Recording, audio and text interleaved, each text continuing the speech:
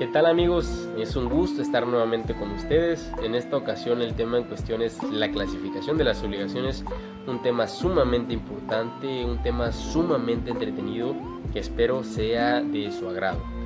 Las obligaciones se pueden dividir en civiles o personales, naturales y reales o propter rem.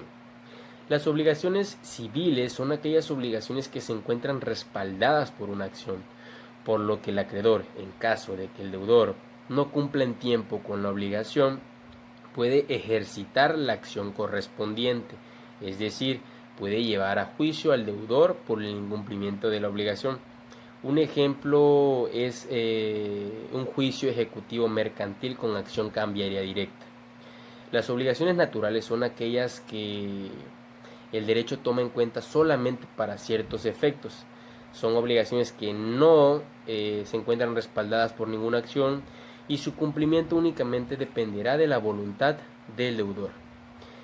Las obligaciones reales o propter rem son aquellas obligaciones que perjudican a un sujeto en su calidad de propietario o poseedor en tanto tenga tal carácter. Estas obligaciones reales o propter rem también pueden ser denominadas ambulatorias y radica en que la titularidad del derecho de crédito o la deuda está vinculada necesariamente con una cosa, por lo que si la cosa se transmite también el crédito o la deuda. Las características de las obligaciones propter rem son las siguientes. Estas se asemejan a los derechos reales, puesto que su existencia depende de la relación de una persona con una cosa, no solamente como propietario, sino como poseedor, como usufructuario.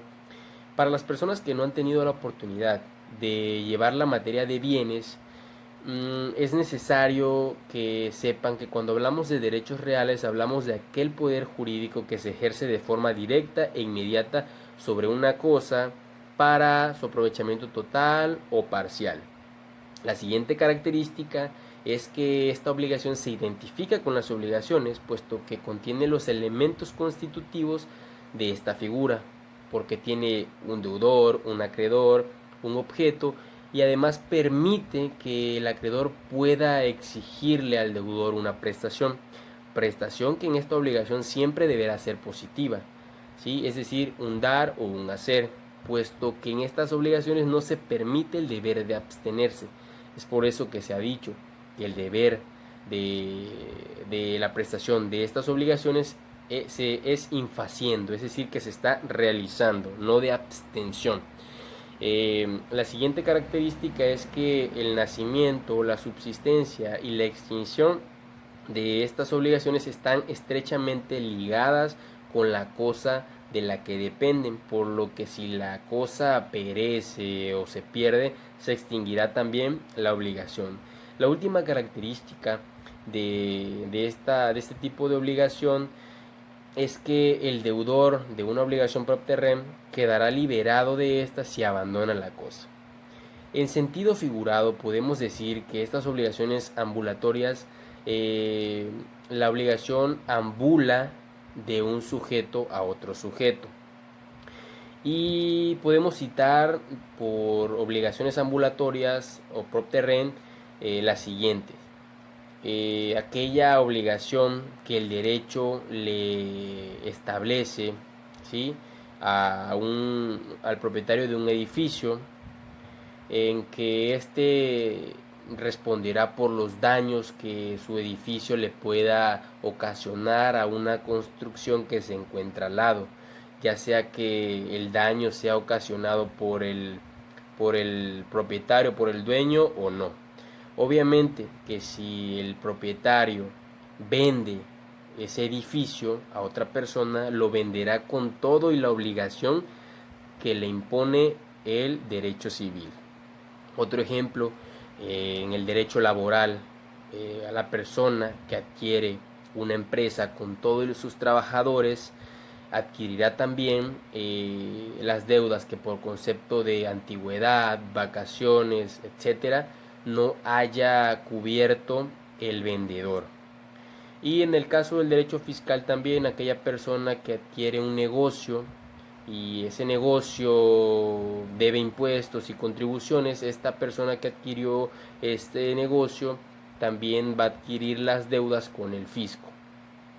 Las obligaciones también pueden clasificarse por su objeto, y estas pueden ser simples y complejas. Las obligaciones simples son aquellas que se encuentran constituidas por un deudor, un acreedor y un objeto, y a contrario sensus, las obligaciones complejas son aquellas que están constituidas por diversos deudores, diversos acreedores y diversos objetos.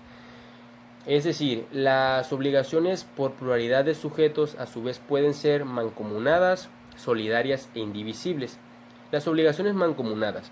El artículo 2130 del Código Civil para el Estado de Tabasco, a la letra dice: cuando hay pluralidad de deudores o acreedores tratándose de una misma obligación, existe la mancomunidad.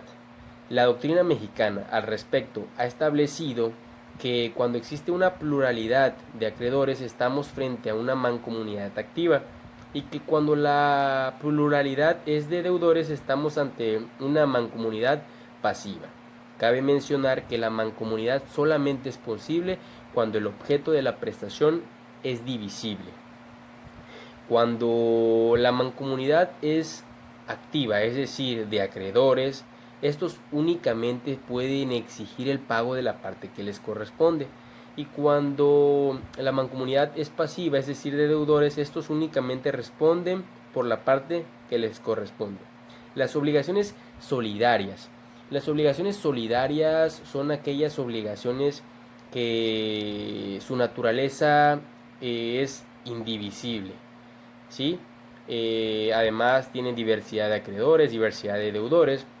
Y el artículo 2143, en relación a la extinción de la deuda por el pago, determina que el pago hecho por alguno de los deudores solidarios extingue totalmente la deuda.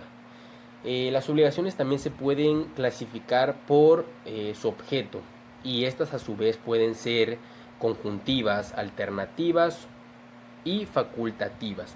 Las obligaciones conjuntivas son aquellas obligaciones que contienen pluralidad de objetos, y el deudor quedará liberado de esas obligaciones únicamente cuando satisfaga todos los objetos. De forma clara y precisa podemos decir que en estas obligaciones existe una pluralidad de objetos y también existe pluralidad en el pago.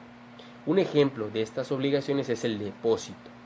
El depósito es un contrato por el cual el depositario se obliga ante el depositante a recibir un bien, ya sea mueble o inmueble, a guardarlo y a restituirlo cuando el depositante lo pida de vuelta, ¿sí? En las obligaciones facultativas, con este contrato nace una obligación en la que el depositario es el deudor y el depositante es el acreedor. Además nace una obligación con diversos objetos, puesto que el deudor debe guardar la cosa, no usarla, responder por la pérdida o el deterioro de la misma, siendo estos supuestos imputables por dolo o culpa del deudor. Además, el deudor debe restituir la cosa cuando el depositante así lo pida. Entonces estamos frente a una relación de obligación con varios objetos que son de dar, hacer y no hacer. Las obligaciones alternativas consisten en que existe también una pluralidad de objetos, pero el deudor quedará liberado satisfaciendo solamente uno de ellos. Es decir, si existen tres objetos, ¿cuál de ellos debe cumplir el deudor para liberarse de esa obligación? El artículo 2107 del Código Civil para el Estado de Tabasco establece que en aquellas obligaciones alternativas la elección le corresponde al deudor si no se ha pactado lo contrario. En las obligaciones facultativas existe solamente un objeto y el deudor puede quedar liberado de la obligación satisfaciendo un objeto distinto al que lo es de la obligación. Ahora bien, no hay que confundir el caso de las obligaciones facultativas con la dación en pago, un tema que se verá un poco más adelante. Y la confusión puede darse ya que en ambos casos el deudor queda liberado de la obligación satisfaciendo un objeto distinto al que lo es de la obligación. Pero la diferencia estriba en que en las obligaciones facultativas, como su nombre lo indica, el deudor está facultado para entregar un bien distinto, le guste o no al acreedor. Y en la dación en pago, el deudor puede quedar liberado de la obligación entregando un objeto distinto siempre y cuando el acreedor consienta la sustitución. Ahora bien, es necesario también hablar de la obligación del dar. En nuestra legislación y en la legislación nacional, el contenido de las obligaciones solamente puede darse en tres supuestos, que son el dar, el hacer y el no hacer. Pero en la obligación del dar, esta obligación del dar se encuentra limitada, por lo que serán únicamente obligaciones de dar aquellos supuestos que expresamente señala la ley. El artículo 2159 del Código Civil para el Estado de Tabasco se refiere a la prestación de bienes y textualmente dice, la prestación de bienes puede consistir en, número 1, la traslación del dominio de un bien cierto, es decir, el cambio de propiedad, la transmisión del título de propiedad.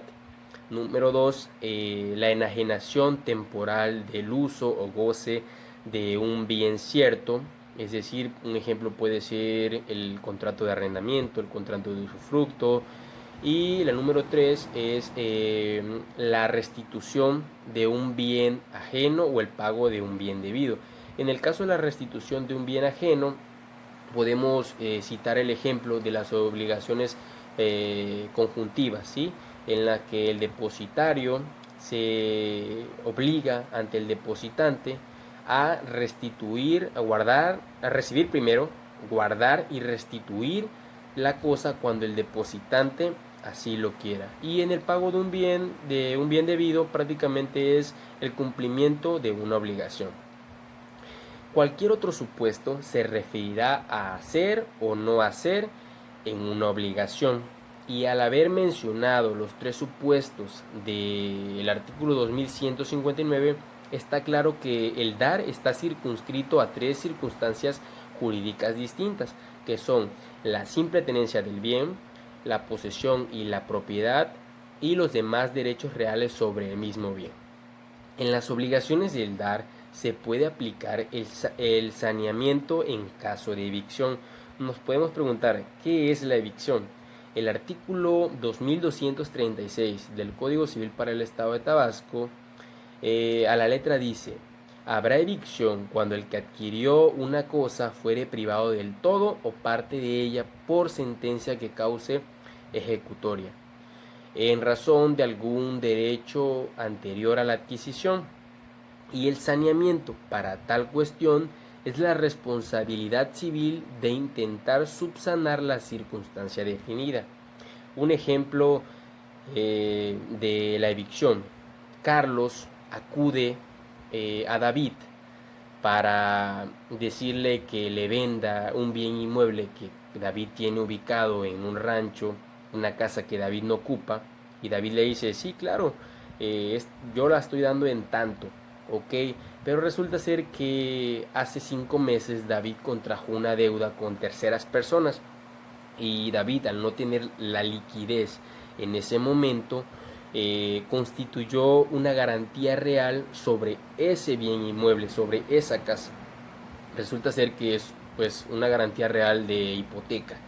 Hipotecó su casa. Resulta ser que David no le comentó nada a Carlos y se realizó el negocio jurídico, y resulta ser que Carlos decide vender la propiedad, pero no puede porque existe un derecho anterior a la adquisición. Y es aquí donde surge el famosísimo principio primero en tiempo, primero en derecho.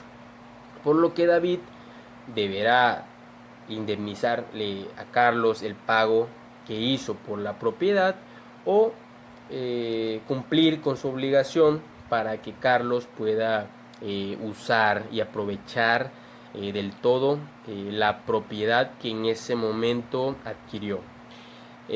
Pues muy bien, eso es todo en cuanto a la clasificación de las obligaciones. Espero el tema haya sido de su agrado. También me gustaría que si ustedes tienen un pensamiento distinto, si creen que faltó algo, me gustaría que pudiesen exteriorizar sus pensamientos. Y si tienen dudas en cuanto al tema, también me gustaría que pudiesen participar. Recuerden que la idea es acrecentar aún más nuestro conocimiento. Les agradezco mucho por la atención prestada.